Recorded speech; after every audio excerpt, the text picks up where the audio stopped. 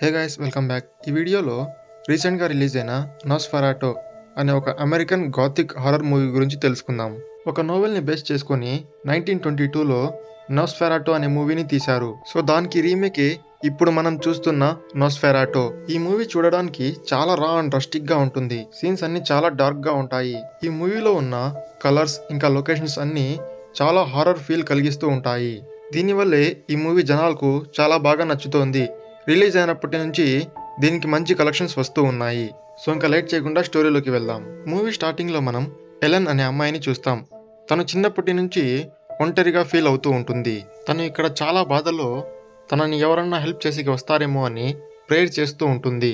ఎవరైనా సరే గాడ్ కానీ గార్డియన్ ఏంజల్ కానీ తన ప్రేయర్స్ వింటారని అనుకుంటుంది. కానీ తన ప్రేయర్స్ విని ఏదో ఒక ఎంటిటీ అక్కడికి వస్తుంది. మనం దాని వాయిస్ వింటాం కానీ దాని ఫేస్ మనకు చూపియరు. ఆ ఎంటిటీ ఎలెన్తో నువ్వు నన్ను చీకటి నుంచి విముక్తి కలిగించావు అని చెప్తుంది. ఆ ఎంటిటీ ఎలెన్ కోసమే మనుషుల మధ్యలోకి వచ్చి ఉంటుంది. దాని వాయిస్ బట్టే అక్కడ వచ్చింది పాజిటివ్ ఎంటిటీ కాదని మనకు తెలుస్తుంది. నెక్స్ట్ సీన్లో సడన్గా అది ఎలెన్ గొంతుని పట్టుకుంటుంది. దీంతో సీన్ కట్ అయి మనకు స్టోరీ కొన్ని సంవత్సరాల తర్వాతకి వెళ్తుంది. 1838 జర్మనీ. ఎలెన్కి థామస్ అనే అతనితో కొత్తగా పెళ్లి అయ్యి ఉంటుంది. థామస్ ఒక రియల్ ఎస్టేట్ ఏజెంట్. ఎలెన్కి ఇప్పటికీ కూడా పీడకలలు వస్తూ ఉంటాయి. సో థామస్ తనకి ట్రీట్మెంట్ చేపిస్తూ ఉంటాడు. దానివల్ల వాళ్లకు ఎక్కువ డబ్బులు కావాల్సి వస్తుంది. నెక్స్ట్ సీన్లో థామస్ తన ఆఫీస్కి వెళ్తాడు. అక్కడ తన బాస్ నాక్ వాళ్ళ ఊర్లోనే ఉండే ఒక కోటని అమ్మేయాలని చెప్తాడు. అది ట్రాన్సిల్వేనియాలో ఉండే ఒక అతను కొనేకి ఒప్పుకున్నాడని అతని దగ్గరికి వెళ్ళి నువ్వు పేపర్స్ పైన సైన్ చేపించుకొని రావాలని చెప్తాడు.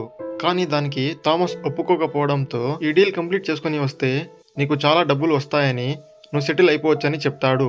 అంతేకాకుండా ఆ ఆఫీస్లో పర్మనెంట్ పొజిషన్ కూడా ఇప్పిస్తా అని చెప్తాడు. అది విని థామస్ ఆ డీల్ చేయించేకి ఒప్పుకుంటాడు. కానీ ఆ డీల్ కోసం థామస్కి హార్లాక్ అనే వ్యక్తి కోటకి వెళ్ళాలి. కానీ ఆ కోట ఎక్కడో దూరంగా అవుట్స్కర్ట్స్లో ఉంటుంది. ఈ విషయం తను వెళ్ళి ఎలెన్కి చెప్తాడు. కానీ ఎలెన్ తనని అక్కడికి పంపించేకి ఒప్పుకోదు. ఏమైనా సరే నువ్వు అక్కడికి వెళ్ళొద్దు అని చెప్తుంది. అలాగే తనకి వచ్చే నైట్మేర్స్ గురించి కూడా చెప్తుంది. అప్పుడే తనకి చిన్నప్పుడు వచ్చిన ఒక నైట్మేర్ గురించి చెప్తుంది. తనకి చావుతో పెళ్లి జరుగుతూ ఉండేదని, అయినా సరే నేను సంతోషంగా ఉన్నానని, కానీ పెళ్లి అయ్యాక వెనక్కి తిరిగి చూసినప్పుడు ఆ పెళ్లికి వచ్చిన వాళ్ళందరూ చనిపోయారని చెప్తుంది. అయినా సరే థామస్ ఇదంతా నేను మన కోసమే చేస్తున్నానని, అక్కడికి వెళ్ళి వస్తే బాగా డబ్బులు వస్తాయని చెప్తాడు. ఎలాగో అలా ఇక్కడ తను ఎలెన్ని ఒప్పిస్తాడు. ఎలెన్ని తన ఫ్రెండ్ ఫ్రెడరిక్ దగ్గర వదిలేసి వెళ్తాడు. తన ఇంట్లో ఫ్రెడరిక్ ఇంకా తన వైఫ్ యానా, తన 2 కూతుర్లు ఉంటారు. యానా ఎలెన్కి మంచి ఫ్రెండ్. అలాగే ఆ 2 అమ్మాయిలు కూడా ఎలెన్తో బాగా క్లోజ్గా ఉంటారు. థామస్ వెళ్ళక ముందు ఇక్కడ ఎలెన్ తన వెంట్రుకలు కొన్ని తీసి ఒక లాకెట్లో పెట్టి థామస్కి ఇస్తుంది. ఇంకోవైపు థామస్ బాస్ నాక్ ఏదో ఒక రిచువల్ని చేస్తున్నట్లు మనకు తెలుస్తుంది. నిజానికి నాక్ హార్లాక్ అనే అతన్ని పూజిస్తూ ఉంటాడు. సో ఇలాంటి వాడు థామస్ని హార్లాక్ దగ్గరికి పంపిస్తున్నాడంటే ఈ విషయం అంత మంచిదైతే కాదు. థామస్ తిరిగి వచ్చేకి కొన్ని వారాలు పడుతుంది. సో ఎలెన్ తనకి డైలీ ఉత్తరాలు రాయమని చెప్పి థామస్ని అక్కడి నుంచి పంపిస్తుంది. థామస్ చాలా దూరం ట్రావెల్ చేసిన తర్వాత ఆ కోటకి కాస్త దూరంలో ఒక ఊర్లో స్టే చేసేకి వెళ్తాడు. ఆ ఊరు చూడడానికి కాస్త వియర్డ్గా ఉంటుంది. తను అక్కడికి వెళ్ళి నేను కౌంట్ హార్లాక్ కోటకి వెళ్తున్నానని, ఈరోజు ఇక్కడ స్టే చేస్తాను అని చెప్తాడు. అక్కడ ఉండే ఒక వ్యక్తి అతని పేరు ఇంకోసారి ఇక్కడ ఎత్తద్దు అని చెప్తాడు. ఎనీహౌ తను లోపలికి వెళ్తాడు. కానీ లోపల కేర్ టేకర్ కూడా అక్కడికి వెళ్ళొద్దని, అక్కడ ఒక రాక్షసుడు ఉంటాడని, మొత్తం నాశనం చేసేస్తాడని చెప్తుంది. ఇలాంటివేవి తన బాస్ తనకి చెప్పి పంపించలేదని థామస్ కన్ఫ్యూజన్లో ఉంటాడు. ఆ రోజు రాత్రి తను అక్కడే పనుకుంటాడు. రాత్రిపూట తనకేదో సౌండ్స్ రావడంతో లేచి చూసినప్పుడు నగ్నంగా ఉన్న ఒక అమ్మాయిని గుర్రం పైన ఆ ఊరి వాళ్ళు తీసుకుని వెళ్తూ ఉంటారు. వాళ్ళందరూ ఒక శవపేటిక దగ్గరికి వెళ్ళి అది ఓపెన్ చేసి ఆ శవాన్ని ఒక కత్తితో పొడుస్తారు. అది చూసి ఇక్కడ థామస్ చాలా భయపడిపోతాడు. అప్పుడే సడన్ గా తను నిద్ర నుంచి మేల్కుంటాడు. తన కాళ్ళకి బురద చూసి తను రాత్రిపూట చూసింది కల కాదని మనకు తెలుస్తుంది. తను బయటికి వచ్చినప్పుడు ఆ టౌన్లో తనకి ఎవ్వరూ కనిపించరు. ఆ టౌన్ మొత్తం ఖాళీగా ఉంటుంది. ఇది కొంచెం వియర్డ్గా ఉంటుంది. కానీ తను అక్కడి నుంచి కోటకి బయలుదేరతాడు. తను వెళ్తున్నప్పుడు దారిలో తన కోసం ఒక గుర్రపు బండి వస్తుంది. అందులో కూర్చొని తను కోటకి చేరుకుంటాడు. కోటలో తను హార్లాక్తో మాట్లాడతాడు. హార్లాక్ ఫేస్ని మనకు చూపియరు కానీ తన వాయిస్ వినడానికే భయంకరంగా ఉంటుంది. సేమ్ వాయిస్ని మనం మూవీ స్టార్టింగ్లో ఎలెన్ దగ్గర కూడా విన్నాము.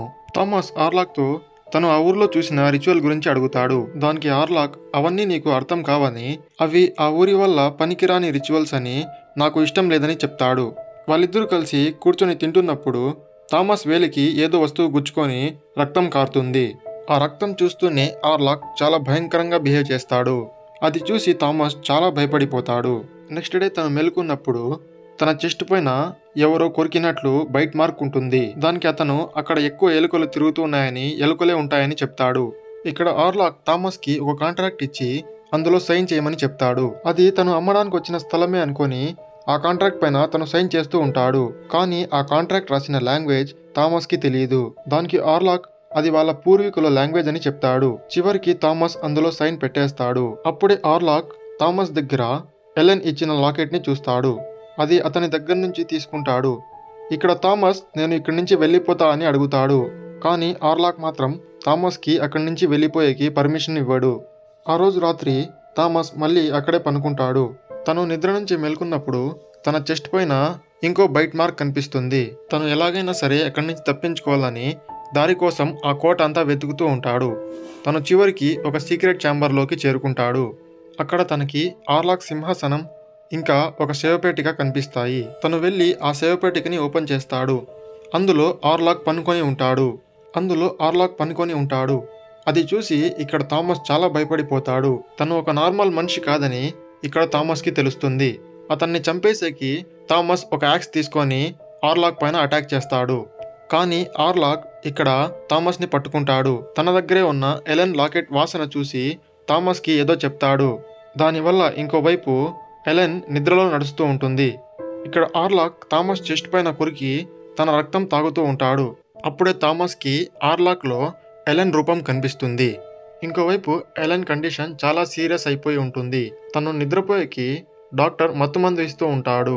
ఇంకోవైపు కోటలో థామస్కి మెలకువ వస్తుంది. తనపైన కొన్ని నక్కలు అటాక్ చేస్తాయి.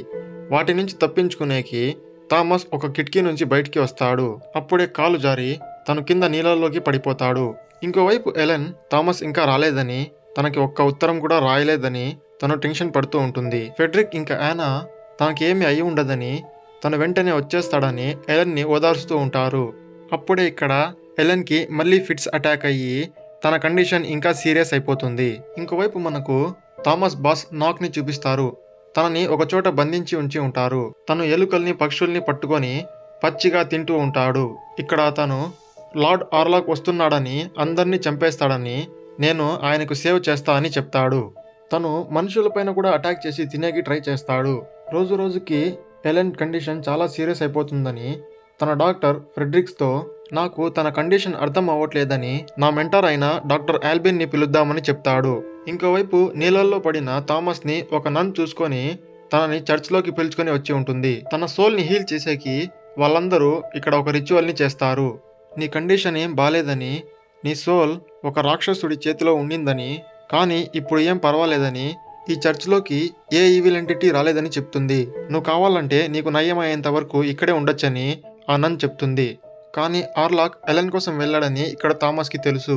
నిజానికి థామస్ సైన్ పెట్టిన కాంట్రాక్ట్ ఇంటి కాంట్రాక్ట్ కాదు. తను ఎలెన్ని వదిలేస్తా అని అందులో రాసి ఉంటుంది. సో ఆర్లాక్కి ఎలెన్ బలవంతంగా కాకుండా తనకు తానుగా తన దగ్గరికి రావాలని ప్లాన్ చేసి ఉంటాడు. సో థామస్ దగ్గర కాంట్రాక్ట్ రాపించాడు కాబట్టి తను ఎలెన్ దగ్గరికి వెళ్తూ ఉంటాడు.